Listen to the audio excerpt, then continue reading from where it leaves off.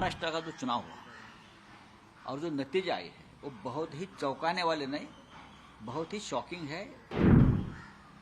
ये जो नतीजे आए हैं उसके लिए जिम्मेदार अगर कोई होगा महाराष्ट्र का जो नुकसान हुआ है वो जस्टिस चंद्रचूड़ है, जिसने समय पर अपना निर्णय नहीं दिया, अपनी जजमेंट नहीं दी। डिस्क्वालिफिकेशन के बारे में आपकी जिम्मेदारी है संविधान की रक्षा। आपने अगर निर्णय दिया होता तो ये हिम्मत आगे कोई नहीं करता। इतिहास चंद्रचूड़ साहब को कभी माफ नहीं करेगा और उनका नाम काले शाही में लिखा जाएगा एकदम। ये जो हुआ है महाराष्ट्र में, ये महाराष्ट्र याद रखेगा।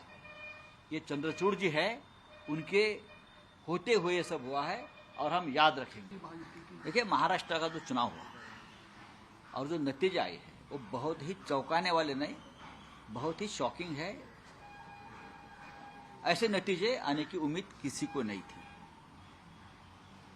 कोई लहर नहीं थी किसी की। नरेंद्र मोदी और अमित शाह को महाराष्ट्र क्यों वोट देगा? पूरा कैंपेन उनके खिलाफ चला इसलिए कि महाराष्ट्र लूटने का पूरा एक कारस्तान यहाँ हो गया। यहाँ से पूरे उद्योग गुजरात में लेके हुए, इसलिए वोट दिया लोगों ने कि हमारा रोजगार गुजरात में मोदी जी लेके जा रहे हैं, चलो हम मोदी जी को वोट दे देंगे। इसलिए खुश है। महाराष्ट्र में किसानों की आत्महत्या चल रही है, महाराष्ट्र में बेईमानी हो गई। ये जो नतीजे आए हैं उसके लिए जिम्मेदार अगर कोई होगा महाराष्ट्र का जो नुकसान हुआ है वो जस्टिस चंद्रचूड़ है, चीफ जस्टिस ऑफ इंडिया के पद पर बैठे व्यक्ति, जिसने समय पर अपना निर्णय नहीं दिया, अपनी जजमेंट नहीं दी।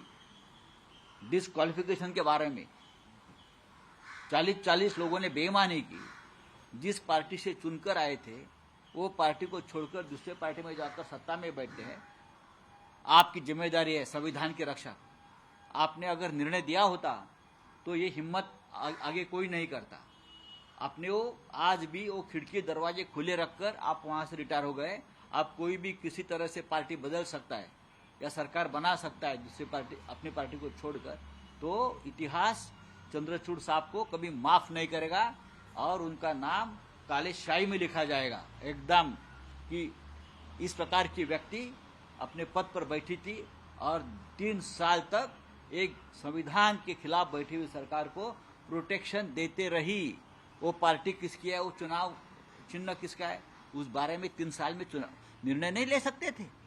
इतने बड़े बड़े फैसले देने की आप बात करते हो ना, राम मंदिर से लेकर ये क्या बोलते हैं बॉन्ड तक, इलेक्टोरल बॉन्ड तक, और पब्लिसिटी का स्टंट करते रहे आप लोग।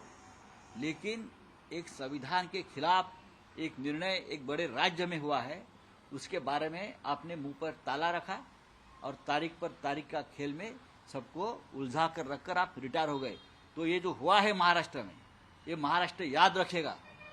ये चंद्रचूड़ जी है, उनके होते हुए ये सब हुआ है और हम याद रखेंगे। Subscribe to Midday India. Get direct notifications on all our videos by clicking on the bell icon.